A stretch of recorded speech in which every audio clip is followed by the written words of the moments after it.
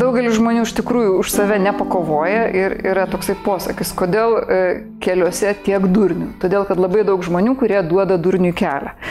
Tai pakovoti už save tikrai reikia ir Biblijoje sakoma, kad kiauliams perlų nereikia mėtyti. Kodėl žmonės kartais leidžia su savim tiesiog, elgtis baisiai?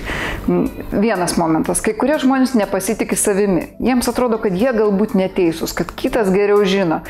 Va tą jausmą ypač patiriame, kai susiduriam su profesionalais. Tarkime, mes nueinam pas gydytoją. Gydytojas kažkaip tai matom, ar kad labai atsainiai pasižiūrėjo, siūlo bet ką, ar gal netgi taip nutiko, kad siūlo nesąmonę ir mes galvojame, bet jisai geriau žino, jisai profesionalas ir mes tarsi leidžiame jam taip elgtis, neprieštaraujam, nesipykstame.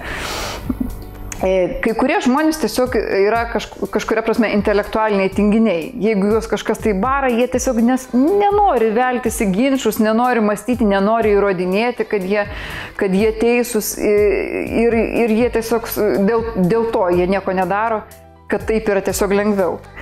Kai kurie žmonės, kai jie supyksta, tarsi tas pyktis juos sustingdo, jie išsigąsta ir jie nebegali nieko pasakyti, visos mintis jų galvoje dingsta. Kiti žmonės labai susijaudina, jie norėtų pasiginčyti, bet jie jaučia, kad tada galbūt pradės drebėti ar pradės verkti ir tai vėlgi kažkaip tai nei šiaip, nei taip atrodys, visi iš jų pasijuoks ir dėl to jie vėlgi vengia pykčio situacijų, nes nėra geri artistai pykčio vaidinime. Yra žmonių, kurie gyvenime yra iš tikrųjų nukentėję nuo kitų agresyvių žmonių, jie bijo keršto, bijo fizinių bausmių, dažniausiai bijo pasąmoningai, bet ta baimė juos veikia taip stipriai, kad jie pamatė piktą žmogų, jie labai greit išsigąsta ir jie negali sudalyvauti konflikte, negali atstovėti savo. Kai kurie žmonės patys netoleruoja prieštaravimų, jie patys labai greitai supyktų ant kito pikto žmogaus, dėl to jie nenori būti tokie patys. Jiems atrodo, kad jeigu aš neatleisčiau kitam, tai ir man tada neatleis. Ir jie tada stengiasi jau kaip galint labiau ilgiau paslėpti savo nepritarimą, nors galbūt to visai nereikia. Dalis žmonių nori būti gerais, jie taip nori būti reikalingi, taip nori būti mylimi, kad jie geriau įtiks bet kokiam despotui, agresoriui, kad tik tai būtų kažkam tai reikalingi. O kai būna atstumti ir vieniši, jie tiesiog nežino, kaip pristaikyti, jaučia baimę. Tai jie palaiko bet kokius ryšius savo sąskaitą. Yra žmonių, kurie ir ne dėl to, kad bijo būti vieni, neprieštarauja, o dėl to, kad nori atrodyti gerais patys prieš save.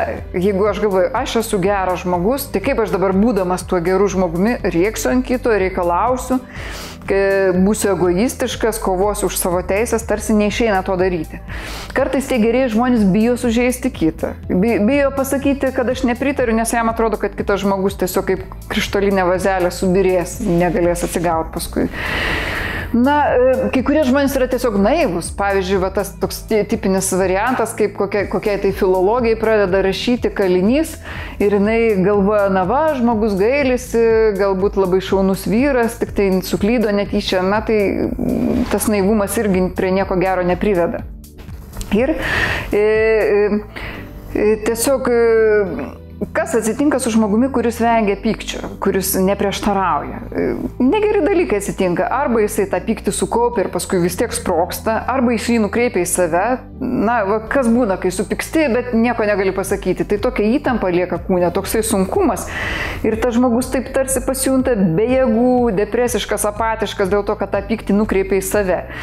Kai kurie žmonės pradeda jau į aplinkinius žiūrėti paranojiškai, jiems pradeda vaidenti, kad ne vien tas žmogus, kuris jį nuskriaudė, kad galbūt ir aplinkiniai yra prieš jį nusiteikę.